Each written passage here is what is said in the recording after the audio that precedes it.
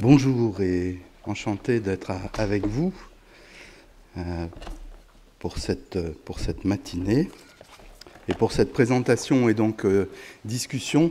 Si je peux me permettre juste un tout petit amendement, Daniel, c'est la première présentation du rapport hors plénière du comité de sécurité alimentaire, puisque ça me permet de rappeler que le panel d'experts de haut niveau travaille sur requête à la demande et pour instruire les débats au sein de ce comité de sécurité alimentaire. Donc la première présentation a eu lieu en plénière au mois d'octobre, le 11 octobre si ma mémoire est bonne, et donc c'est effectivement la première présentation hors de ces murs-là, que je sache, mais il n'est pas non plus coutume très souvent de le présenter. En tout cas, que je sache également, c'est la première fois qu'un rapport du HLPE est présenté de cette manière en France. Et j'en suis donc forcément très heureux. Peut-être que je serais contredit, mais voilà, que je sache. J'ai bien dit que je sache. Tout d'abord, alors avant de rentrer dans la présentation, et qui sera d'abord axée sur un premier point qui vise à partager avec vous d'où je parle et le statut de ce rapport. S'il n'est pas un rapport complètement similaire à d'autres, donc j'ai pris un peu de temps avant de rentrer dans le contenu de partager ça avec vous. Mais je voudrais juste, avant cela, dire, je suis moi aussi heureux de revoir Philippe Guérin, que j'avais vu il y a longtemps sous d'autres cieux, mais il y a quelqu'un qui me manque aujourd'hui, dont j'aurais bien aimé les obsèques ont lieu ce matin. C'est Philippe Lacombe. Et donc voilà, je voulais juste un grand monsieur, un ami aussi, et donc je voulais juste lui faire un clin d'œil. Donc voilà, ce rapport, dans le cadre des Philippe Lacombe, donc professeur d'économie rurale à l'école d'agro de Montpellier et ancien directeur scientifique de l'INRA. Voilà, pour ceux qui ne le connaissaient pas. Donc, effectivement, le point de la convergence et du lien entre l'agenda national et bien évidemment les états généraux de l'alimentation et puis l'agenda mondial est quelque chose d'assez étonnant et intéressant. Avant de rentrer aussi dans le contenu et dans la présentation, deux petits points. Le premier, vous avez pour certains pu disposer de ce rapport. Il est téléchargeable gratuitement, comme tous les rapports du HLPE. Il n'est pour l'instant qu'en anglais, alors que les 6 langues des Nations Unies incluent le français. Il est en cours de traduction, sachez-le, et y compris pour anticiper justement ce processus de convergence politique qui, contrairement à d'autres rapports, a été cette année étendu à 1 an, ce qui fait que pour justement avoir le temps au niveau des pays et au niveau des différentes catégories d'acteurs de l'intégrer, de le digérer, de travailler sur cette base. Et puis j'aimerais revenir enfin, avant de commencer toujours cette présentation, sur le titre « Nutrition et système alimentaire ». Titre étonnant, puisque est-ce que l'un est dans l'autre, l'autre dans l'un, quel est le lien, ce « et ». En fait, il correspond donc à la requête qui, comme Daniel l'a rappelé, était celle formulée par le comité de sécurité alimentaire lors de sa 42e plénière, il y a 2 ans. Et la manière dont le HLPE a interprété cette requête est donc de centrer sur les liens, mais plus particulièrement sur l'évolution, la compréhension et l'évolution des systèmes alimentaires en les analysant au regard de ce qu'ils peuvent produire en termes de nutrition. Et du coup, cette interprétation liminaire était nécessaire. Alors, je vous ai dit que je dirais un petit mot de là où je parle et donc du statut de ce rapport. Le titre long de ce panel, créé en 2010, que vous voyez à l'écran, le panel d'experts de haut niveau du Comité des Nations Unies sur la sécurité alimentaire mondiale, a été créé en fait en 2010 officiellement. D'un point de vue diplomatique, la France était d'ailleurs impliquée dans cette proposition après la constitution d'un partenariat mondial sur la sécurité alimentaire mondiale suite aux émeutes dites de la faim. Et la réforme du comité de sécurité alimentaire s'est alors faite avec deux éléments majeurs. Le premier, c'était d'une ouverture au-delà des gouvernements et au-delà de l'intergouvernemental, en donnant la parole au secteur privé et à la société civile, et en créant des mécanismes pour cela. Et je sais donc que les représentants de ces mécanismes interviendront donc après.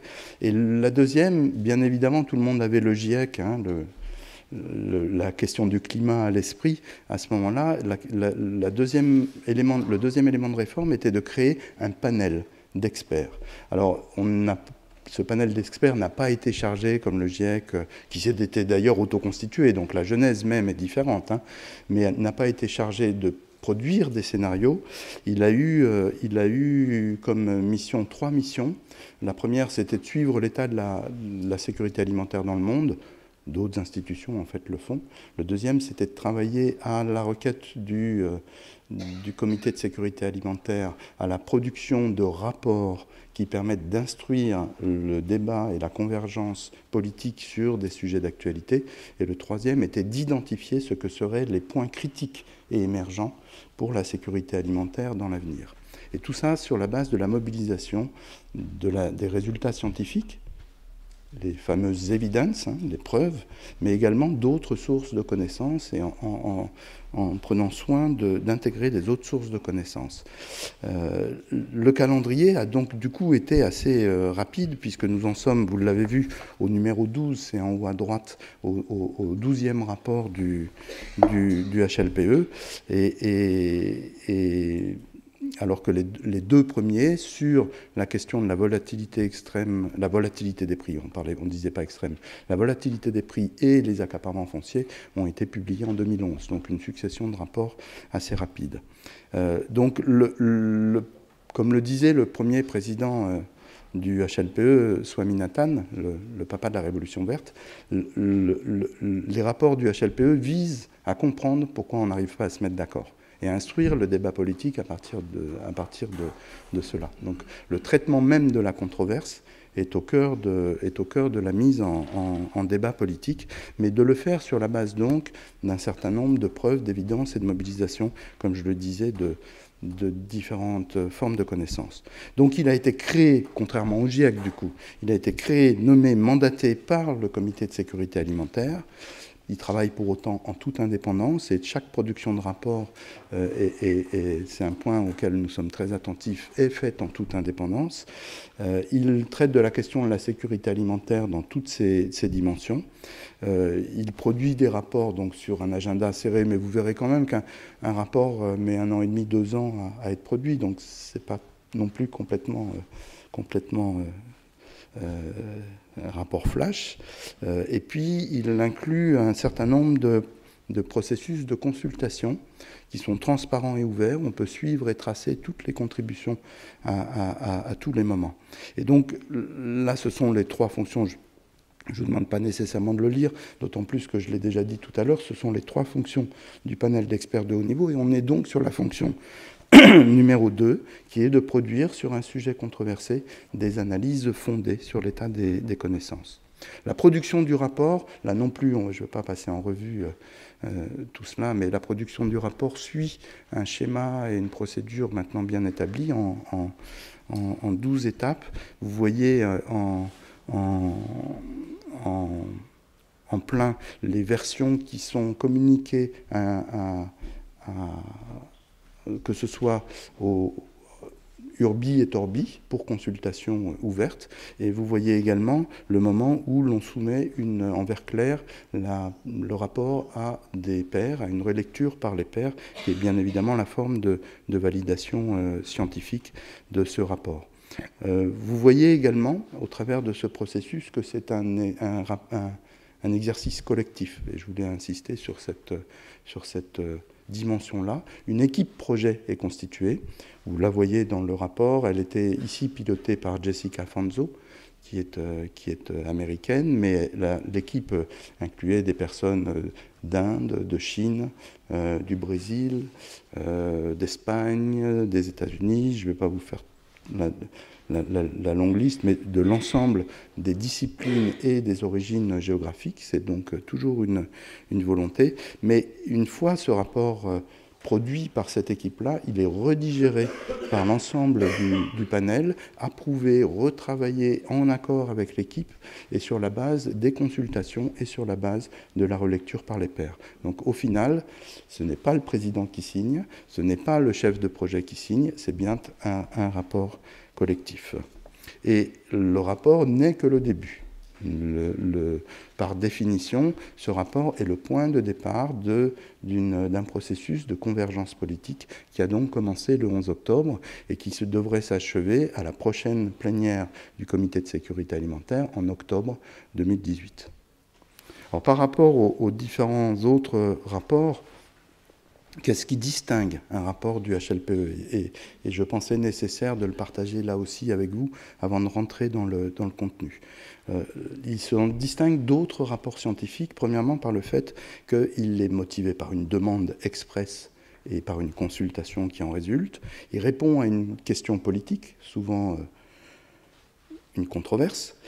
Il mobilise l'état des connaissances avec une finalité qui est celle d'instancier le débat politique. Et donc n'a pas une vocation à être un rapport encyclopédique en tant que tel. Il évite également ce que beaucoup de rapports scientifiques, je le dis en tant que scientifique avec une pointe d'ironie, font. Il évite de conclure sur « il nous faut plus de financement pour faire de la recherche ». Il est transsectoriel et il implique différentes disciplines et il a vocation à s'adresser à des non-spécialistes. Les scientifiques écrivent en général pour les scientifiques. Donc là, l'enjeu, je ne sais pas si on y parvient, mais en tout cas, l'enjeu est bien d'écrire pour des non-spécialistes. Il formule des recommandations, dont on va voir tout de suite qu'elles ne sont pas prescriptives, puisqu'elles visent à initier le dialogue politique. Et puis, par rapport à d'autres documents des organisations internationales, nous sommes d'une certaine manière fiers, grâce à cette indépendance, de pouvoir ne pas éviter les questions chaudes, brûlantes et controversées, puisque c'est l'objet même qui fonde ce panel. Il n'est pas prescriptif et il n'a pas d'intérêt, enfin les gens qui sont impliqués dans la production de ce rapport ne participent pas ensuite en tant que tels à la négociation politique et n'y ont pas un intérêt particulier. Et par rapport au plaidoyer, il a vocation à mettre en parallèle différentes formes de plaidoyer, différents points de vue, justement pour éventuellement voir les points de désaccord et les faire ressortir. Voilà. Ceci dit, je rentre maintenant dans la présentation du rapport et dans le plan en commençant par le plan du rapport. J'imagine que certains ont été le regarder sur Internet avant, d'autres l'ont dans les mains parce qu'ils l'ont eu là, d'autres iront le consulter ultérieurement. Donc j'avais des choses que peut-être certains ont déjà vues dans le rapport. Donc voici le rapport, et comme souvent dans ces rapports, on commence par poser les choses, donc à revenir sur un cadre conceptuel, à le préciser, à dire ce dont on parle. Et puis après, on va à la fin vers les recommandations, j'insiste, non prescriptives, et puis donc on passe par un certain nombre d'étapes, et en général c'est une cartographie, une compréhension des processus, et là ça se traduit dans ce rapport en particulier par d'une certaine manière la présentation d'une cartographie ou d'une nouvelle cartographie de la question de la sécurité alimentaire mondiale, le fait d'insister sur le fait que les régimes alimentaires soient en très très forte transition en ce moment, de revenir sur l'identification des facteurs qui déterminent ces transformations, de mettre en évidence des formes d'action possibles. Et en mettant en évidence des formes d'action possibles, vous voyez le lien avec l'incitation et l'invitation des différentes parties prenantes à générer des actions, des politiques ou des programmes en découlant. Et alors, en revenant là-dessus, puisque je parlais de traduction tout à l'heure, vous verrez il le dira peut-être tout à l'heure, mais dans le document en anglais, on parle de diète. Ici, on parle de régime. Hein, et vous voyez à quel point, justement, certains mots sont difficilement traduisibles en tant que tels, puisque le mot diète existe quand même bien en français, mais n'aurait pas le même sens que la diète en anglais, réservée plutôt au domaine de la santé et du traitement des pathologies, donc, ou du traitement ou de prévention des pathologies. Et donc, voilà, le plan de ce rapport est celui-là. Ouais, pourquoi ce rapport est important aujourd'hui? Au-delà de la requête, cette requête traduit aussi une évolution des agendas. On a parlé de la FAO et des agences onusiennes tout à l'heure. Hier, à la COP, le directeur général de la FAO, et il l'avait dit d'ailleurs à la plénière du comité de sécurité alimentaire, a insisté non plus, comme c'était le cas de la FAO au cours des dernières années, sur l'augmentation nécessaire de la production, mais sur la transformation nécessaire des systèmes alimentaires. Donc vous voyez qu'au niveau international, les agendas évoluent aussi. Et je voulais juste dire par là qu'il y a une requête, mais cette requête témoigne aussi, d'une certaine manière, de l'évolution des agendas au niveau international qui est en train de se produire aujourd'hui. Et pas par hasard. Au-delà des obstacles, des évolutions, des transformations, le point de départ pour cette question alimentaire est bien évidemment pas uniquement l'augmentation récente du nombre de personnes qui vont se coucher en ayant faim tous les soirs, comme ça a été annoncé, qui sont essentiellement dus aux problèmes dans la Corne de l'Afrique et au Yémen, mais également à l'explosion du nombre de personnes mal nourries et en situation de surpoids ou d'obésité. Donc aujourd'hui, on estime qu'environ 1 personne sur 3 souffre d'une certaine manière de malnutrition, que cette malnutrition affecte tous les pays et toutes les catégories sociales et est devenue le problème numéro 1 de santé publique. Que la sous-nutrition ne diminue pas suffisamment et que la suralimentation, le surpoids et l'obésité, par contre, augmentent de manière absolument dramatique et dans tous les pays. Et que du coup, la question alimentaire devient pratiquement partout, y compris de manière controversée, quelque chose qui est regardé autrement, qui est regardé pas uniquement sous l'angle donc de la résorption de la question de la sous-nutrition, mais également sous l'angle du coût en termes de santé, du coût en termes d'environnement et du coût en termes d'équité sociale. Et donc sur l'ensemble des dimensions du développement durable. Si vous regardez le paragraphe numéro 1 du résumé, vous y voyez un condensé du condensé de ce rapport, de mon point de vue, et que j'ai résumé sur cette diapositive. Et le centre même de ce rapport s'intéresse à la manière dont les systèmes alimentaires influent sur la nutrition. Et en regardant 3 points plus particulièrement, le rôle du régime comme le maillon entre les systèmes alimentaires et la santé, le rôle du régime alimentaire, le rôle central de l'environnement alimentaire, et je reviendrai sur la définition que nous avons donnée de l'environnement alimentaire, et la prise en compte des dimensions du développement durable dans l'analyse de l'activité agricole et des systèmes alimentaires. Ces 3 fameuses dimensions auxquelles je me référais juste avant. Donc l'empreinte.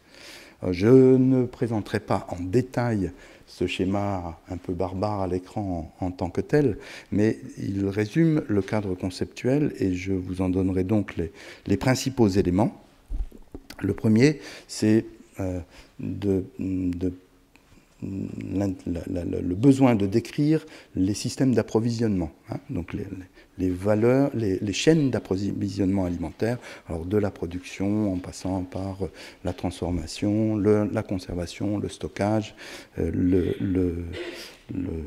la commercialisation, et avec des acteurs qui interviennent à différents niveaux, tant au niveau local, national qu'international.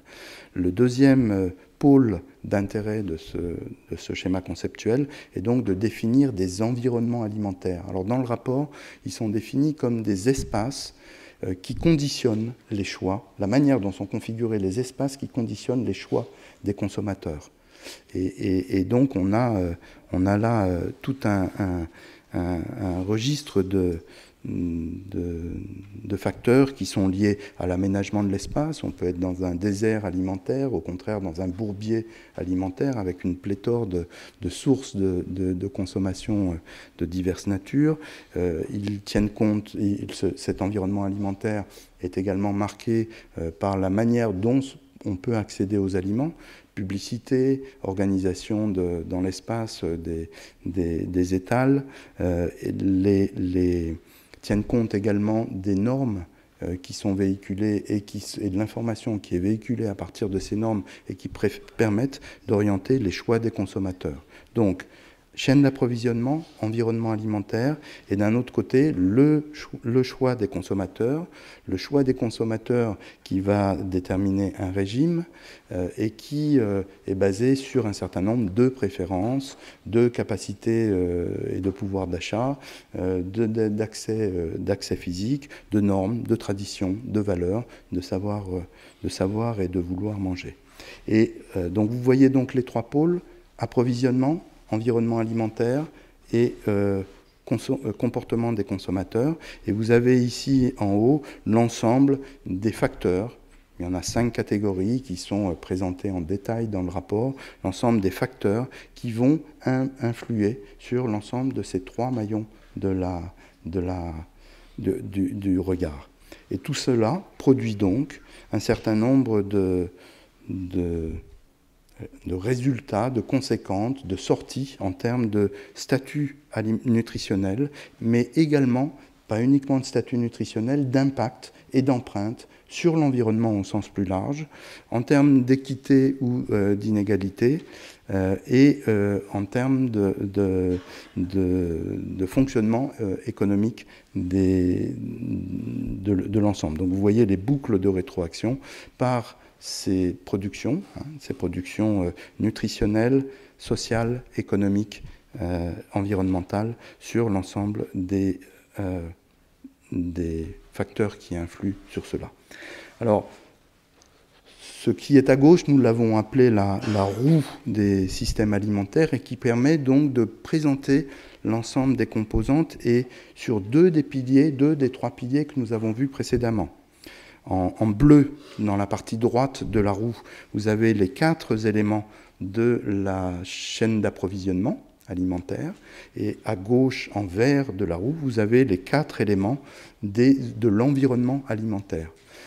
Et donc, cette roue permet de décrire un certain nombre de caractéristiques des systèmes alimentaires, qui sont décrites donc pour chacun dans le rapport, et une typologie a été esquissée. Alors, je crois que ça va être la seule fois où je me désolidarise du collectif et où je m'en veux un petit peu de ne pas l'avoir dit avant suffisamment. J'aime pas ces noms-là, des 3 types de systèmes alimentaires. Mais voilà, c'est un produit collectif, parce que traditionnel, mixte et moderne donne une idée de ce qui est mieux, donne une idée d'une évolution inéluctable. C'était pas vraiment ça qui était voulu. Donc voilà, je partage avec vous ce petit aspect. Indépendamment de ça, ne nous attachons pas uniquement au nom, mais plutôt à la caractérisation de chacun de ces types. Dans les systèmes alimentaires traditionnels, alors cette typologie est en lien aussi avec quelque chose que je présenterai après, qui est de manière plus dynamique une transition des systèmes alimentaires, et qui est adaptée de travaux de Drevnovsky en particulier.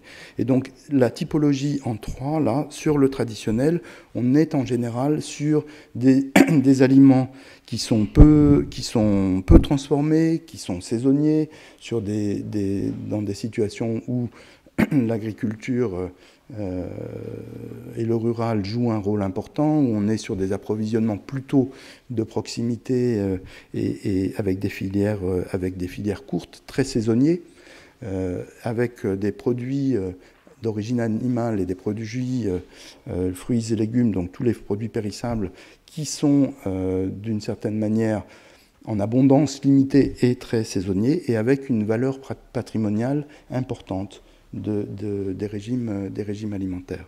Sur ce qu'on appelle les systèmes mixtes, on était aussi dans le traditionnel plutôt sur des économies informelles. Informelles au sens de la réglementation et de la fiscalité. Sur des systèmes mixtes, nous sommes plutôt sur un équilibre entre les économies formelles et informelles. Les produits transformés font leur apparition et on a une coexistence d'approvisionnement au sein de supermarchés ou de marchés de proximité, y compris dans de l'informel total, dans la rue, avec des normes sanitaires qui existent mais qui sont très diversement respectées. Et du coup, une transition en termes de problèmes de santé, de maladies liées à l'alimentation plutôt transmissibles vers des maladies plutôt non transmissibles, et donc de l'infectieux vers les pathologies associées à l'alimentation que sont diabète, surpoids, obésité et cancer.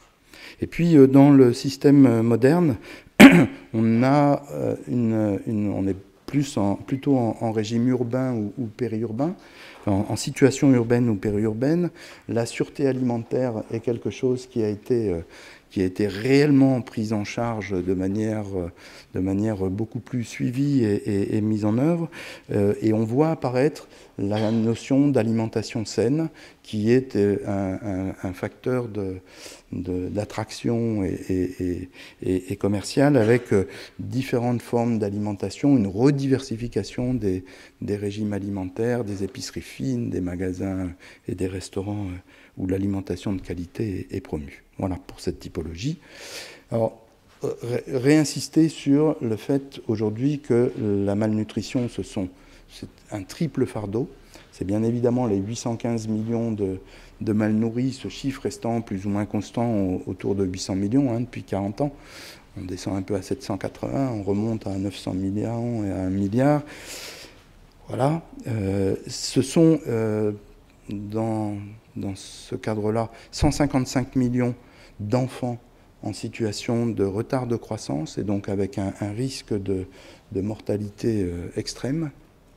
Ce sont 52 millions d'enfants, donc les stunting et wasting pour les épidémiologues et les nutritionnistes, 52 millions d'enfants de moins de 5 ans en situation d'émaciation, encore plus extrême comme risque, et puis 2 milliards de personnes, dont, donc deuxième fardeau, dont 600 millions de personnes en situation d'obésité, 600 millions, basé sur le Body Mass Index, 2 milliards de personnes en excès pondéral, 2 milliards de personnes également en la fameuse faim cachée, en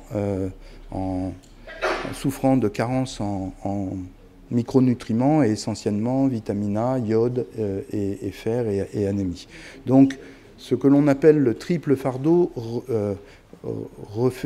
amène à repenser complètement cette carte de la malnutrition, au-delà uniquement de cette question totalement insupportable des gens souffrant de la faim, et d'autant plus que tous ces fléaux affectent tous les pays, et y compris les mêmes classes sociales, avec une vulnérabilité extrême pour les classes sociales défavorisées, y compris le surpoids et l'obésité.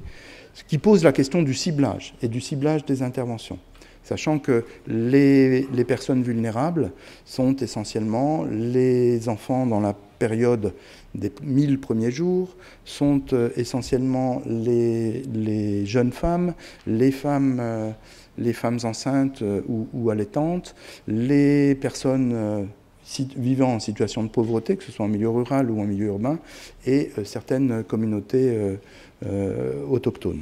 Donc voilà, se pose la question du ciblage, d'autant plus que ces fléaux coexistent dans certains pays ou dans certaines régions. Là, nous avons un graphe. Normalement, les rapports du HLPE ne produisent pas de la nouvelle recherche. et ne synthétisent pas de nouvelles données. Là, ils rendent compte de l'existant et des preuves existantes. Là, c'est quand même une production originale et intéressante, c'est-à-dire qu'on a essayé de croiser la typologie qui vous a été présentée juste avant, et qui est une typologie faite exprès pour cette question de nutrition et système alimentaire, de la croiser avec les données disponibles. Bien évidemment, les données disponibles n'existent en général qu'au niveau national, en tout cas de manière comparable, ou au niveau international pour certaines. Et du coup, comme il y a quand même une grande diversité, y compris intranationale, à propos de la typologie, il y a un petit problème méthodologique pour utiliser les données par rapport et rendre compte de cette typologie. Donc ce qui a été fait par l'équipe, c'était de prendre 4 indicateurs qui, si ma mémoire est bonne, sont le disponible alimentaire, le pouvoir d'achat, le taux d'urbanisation dans un pays et l'existence ou non de normes dans le domaine alimentaire promues par le pays. Et donc, chaque pays, par rapport à ces 4 indicateurs, a été classé et n'apparaît donc que dans une catégorie, par mixte de ces données. Et donc, vous voyez en foncé les pays où prédominent les systèmes alimentaires de type traditionnel, et en beaucoup plus clair, ceux où prédominent les systèmes modernes. Et vous voyez donc effectivement que les pays en situation traditionnelle sont caractérisés par une prédominance des questions de sous-nutrition, avec les indicateurs que sont là, la mortalité avant l'âge de 5 ans, le retard de croissance et l'émaciation. Vous voyez que également prédominent, ce sont les lieux où prédominent, les pays où prédominent les carences en fer et en vitamine A, et qu'à l'inverse, ce sont dans les situations modernes qui sont les plus affectés par le surpoids et l'obésité. Mais surtout, au-delà de cette différenciation, vous voyez que l'ensemble des fléaux existe dans tous les pays. Et c'est, je pense, l'un des messages essentiels. Et vous voyez que dans les situations mixtes, ou de régime mixte, on est bien évidemment pour tous les fléaux entre les deux, et qui pose de manière encore plus évidente et insistante la question du ciblage des interventions, de la conception et du ciblage des interventions. En revenant sur les facteurs, sur le régime alimentaire, les facteurs de risque majeurs donc, sont mis en évidence dans le rapport, avec comme 3 facteurs qui se distinguent parmi d'autres, hein, et non pas uniquement la capacité de production, comme vous le voyez, mais qui sont les échanges, les processus au niveau mondial, le processus d'urbanisation et l'évolution des revenus. Je sais qu'en ayant triché et regardé la liste des inscrits, je sais que certaines personnes dans la salle travaillent plus spécialement sur cette question-là et pourront donc probablement intervenir. Vous voyez également que la question de l'environnement alimentaire et donc de l'exposition du consommateur à quelque chose qui n'est pas uniquement de l'ordre du choix individuel et de la préférence individuelle ou de la préférence de son groupe d'appartenance est quelque chose d'important, pouvant avoir des conséquences tant positives que négatives. Vous voyez aussi que c'est l'un des constats que j'ai dit dès l'introduction, mais je le répète, qu'on a là le problème numéro 1 en termes de santé publique, et que les choix des consommateurs, les choix de consommation influent non pas uniquement sur la question de la santé, mais bien également sur la question de l'écosystème, revenant de la copière, la question climatique bien sûr, et y compris à l'échelle de la planète. Je reviens là sur ce graphe et dans le rapport. On a d'une certaine manière tiré donc des travaux de Drevnovsky et Popkin une présentation dynamique de ce que sont les transitions entre les différents types. Et n'y voyez pas non plus là quelque chose une fatalité ou quelque chose d'inéluctable, hein, entre une situation où l'enjeu premier serait d'éviter ou de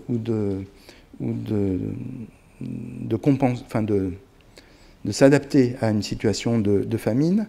Et vous voyez le descriptif dans chacune de ces boîtes de gauche à droite où on décrit la situation et le type d'économie et on regarde les habitudes et les préférences alimentaires pour finir sur ce que cela produit en termes de conséquences nutritionnelles et éventuellement sanitaires. Donc n'y voyez pas quelque chose d'inéluctable et une fatalité vers le meilleur entre une situation essentiellement en régime traditionnel où l'enjeu serait de réduire ou de traiter la famine, une situation dans des économies en transition où apparaîtrait cette question du surpoids, de l'obésité liée à l'évolution des régimes alimentaires, et quelque chose qui serait bien meilleur, où on s'intéresserait au manger sain, à l'alimentation saine, et qui serait donc sur la droite. Ensuite, le rapport s'intéresse à chacun des 3 pôles que j'ai décrits dans le cadre conceptuel, à savoir la chaîne d'alimentation, l'environnement alimentaire et les choix des consommateurs. En parlant du premier, ici, sur l'approvisionnement alimentaire, il reprend donc l'ensemble des différentes étapes et il montre en haut de la flèche des différentes étapes de la chaîne d'approvisionnement, il montre tout ce qui permet d'améliorer les caractéristiques nutritionnelles d'un aliment. Et en bas, par contre, tout ce qui dégrade, tout ce qui a tendance à dégrader aux différentes étapes la qualité nutritionnelle de ces aliments. Et voilà, donc il en donne des exemples. Le rapport s'intéresse à illustrer dans les différents pays des exemples de cet ensemble. Le deuxième niveau d'intervention sont donc au niveau des environnements alimentaires et donc là aussi donne des exemples en s'intéressant à ces différentes dimensions. Le premier, c'est comment on peut penser l'accès physique aux aliments pour améliorer la question de l'environnement alimentaire, et en particulier ce qui est appelé désert et bourbier alimentaire, ou comment on peut penser la restauration collective, les systèmes d'achat public, la restauration dans les écoles. Le deuxième, comment on peut penser des politiques commerciales, les taxes, les subventions, les promotions, les remises, pour faciliter l'accès économique à une alimentation saine. Tout ce qui est de l'ordre de la promotion et de la publicité, et en particulier pour interdire certaines formes de publicité qui peuvent s'avérer nocives, ou au contraire pour labelliser et inciter et informer pour une meilleure promotion de l'alimentation saine. Et puis s'intéresse donc aux questions de qualité et de sécurité sanitaire des aliments par la certification, par l'étiquetage, par les normes, par les recommandations et par l'information. Pour finir, la troisième catégorie qui a tendance à être des fois jugée comme quelque chose sur lequel on ne pourrait pas agir. Donc au contraire, le rapport s'efforce de montrer que l'on peut agir sur le comportement du consommateur, que ce soit par l'éducation à la nutrition, par des campagnes médiatiques, par la communication sur les changements sociaux et de comportement, et par de l'information sur l'acceptabilité ou des échanges sur l'acceptabilité des aliments, qu'il s'agisse de la dimension éthique de la publicité, de l'étiquetage, de campagnes contre les gaspillages. Et enfin, cette question donc de normes sociales et de traditions qui est tout sauf figé dans le marbre et sur lequel on peut donc accompagner. Avec un clin d'œil, on disait l'autre jour que un aliment traditionnel est considéré traditionnel quand il a plus de 25 ans d'âge. Dans ce cas-là, le Coca-Cola serait très certainement un aliment traditionnel. Voilà. Donc ce graphe résume d'une certaine manière les trois pôles et l'interconnexion entre les trois pôles. À gauche, la chaîne d'approvisionnement, au milieu, l'environnement alimentaire, à droite, le comportement du consommateur, et en illustrant par des actions ou par des politiques qui permettent en haut d'améliorer la capacité des systèmes alimentaires à générer une bonne nutrition, en bas en rouge, au contraire, de nuire à cela. Le rapport finit quand même, d'une certaine manière, par un plaidoyer sur l'urgence d'agir et d'agir rapidement, à la fois par rapport à l'ampleur de ce fléau et son côté exponentiel, par les coûts que cela représente pour la société et la planète, le fait que l'on puisse agir, et c'est démontré donc dans le rapport, le fait qu'on soit aujourd'hui dans un cadre international qui d'une certaine manière est favorable à cela, avec la décennie d'action des Nations Unies au niveau international, et le besoin d'agir sur une plus grande cohérence des politiques sectorielles au niveau national comme au niveau international. Pour cela, le rapport invite à rendre l'environnement attractif, que ce soit avec un rôle tout particulier de la part des acteurs publics. Le rapport s'adresse à toutes les catégories d'acteurs. Mais d'une certaine manière, en hypothèse, la question posée est celle de la constitution d'un bien public ou d'un bien commun, selon les définitions que l'on va chercher dans différentes disciplines, autour du manger sain. Et du coup, ça s'adresse plus tout particulièrement à l'acteur public, et en particulier au niveau national, pour créer cet environnement incitatif qui permette aux différentes catégories d'acteurs d'agir. Donc construire un environnement politique propice, c'est tout à la fois permettre la coordination, le transsectoriel, mais également tout ce qui est de l'ordre de la réglementation et du régalien.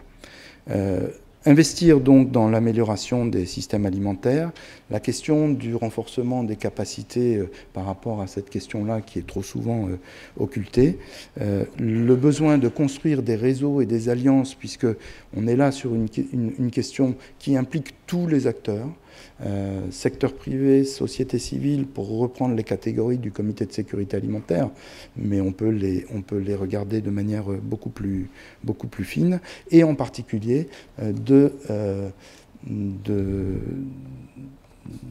stimuler la promotion de partenariats innovants. Alors je précise juste que le rapport en cours du HLPE est justement sur cette question des multipartenariats et sur le regard critique que l'on peut porter, critique au même sens que ce que je viens de présenter, que l'on peut porter sur ces multipartenariats.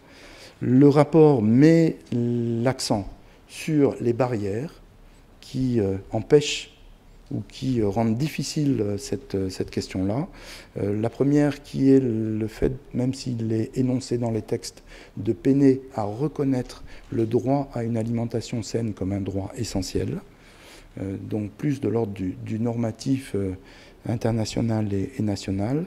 Le deuxième point et le deuxième obstacle sont donc le fait d'affirmer qu'il y a à l'heure actuelle effectivement un processus de concentration dans le secteur agroalimentaire qui ne facilite pas le dialogue et au contraire rend le dialogue plutôt asymétrique pour arriver à construire ce bien commun. Et le troisième est le fait de l'existence de conflits d'intérêts, y compris dans le domaine scientifique, tel que rapporté donc, dans le rapport. Nous avons ensuite, et j'en finirai par là, 10 recommandations qui s'adressent, comme je l'ai dit, à toutes les catégories d'acteurs, mais vu l'enjeu de ce rapport-là, mettre l'accent plus particulièrement sur l'acteur public et à l'échelle nationale en particulier. Je ne vais pas forcément m'intéresser à les présenter. Chacune de ces 7 premières recommandations générales est détaillée dans le rapport. Le rapport est constitué, j'aurais pu le dire avant, au départ par un résumé en quelques pages, 4-5 pages, et ensuite des recommandations en 4-5 pages. Donc ces 7 recommandations sont détaillées après. Je m'intéresserai peut-être ici à... ensuite, on a 3 autres recommandations qui portent la première sur l'approvisionnement, la numéro 8, la deuxième sur l'environnement alimentaire, la numéro 9, la dernière sur le choix des consommateurs, la numéro 10, toujours en détaillant, mais je m'intéresserai peut-être sur la 9, et si vous voulez en regarder le libellé sur la 9A, qui est une recommandation que nous avons faite et qui a été reprise, ce sera mon mot de la fin, par le comité de sécurité alimentaire, sur l'intérêt à élaborer des normes volontaires au niveau international pour la question de l'environnement alimentaire, portant sur la question de l'environnement alimentaire.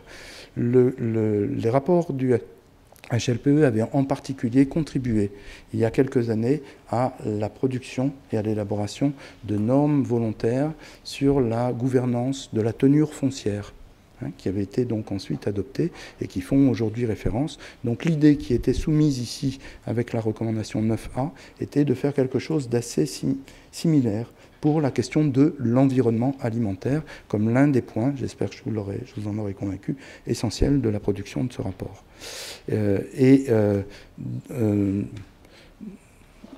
Je passerai sur la conclusion. Mon dernier point sera donc celui-là. C'est un copier-coller, donc pas forcément besoin de tout lire. Il est en anglais, il n'est pas encore disponible en français. C'est un extrait de la résolution du comité de sécurité alimentaire, produite donc mi-octobre, à partir de la mise en débat, de la première mise en débat de ce rapport, et qui reconnaît l'intérêt du rapport, qui réaffirme le fait que tous les systèmes alimentaires, je vous en dis l'essentiel, tous les systèmes alimentaires connaissent tous des défis qui leur sont propres et spécifiques, et appelle et invite à concevoir des trajectoires qui sont spécifiques pour aller vers une durabilité. C'est le numéro 1, le A1. Le A2 recommande, en fonction de cette suite à cette proposition 9A, d'élaborer des normes volontaires pour améliorer les environnements alimentaires pour des régimes sains. Troisième recommandation du A, le fait que tous les... je vous le traduis... Que tous les acteurs sont invités donc à contribuer à cette transformation. Et donc, petit b, appelle le comité de sécurité alimentaire à entreprendre un travail de convergence politique basé sur la production de ce rapport. En d'autres termes, nous avons produit le rapport, nous l'avons mis en débat, rendez-vous dans 1 an à Rome au cours de la prochaine réunion du comité de sécurité alimentaire. Vous avez ici, donc, non pas le comité directeur du HLPE, mais l'équipe projet et le coordinateur du HLPE qui a donc produit les versions successives qui ont ensuite abouti à ce travail collectif.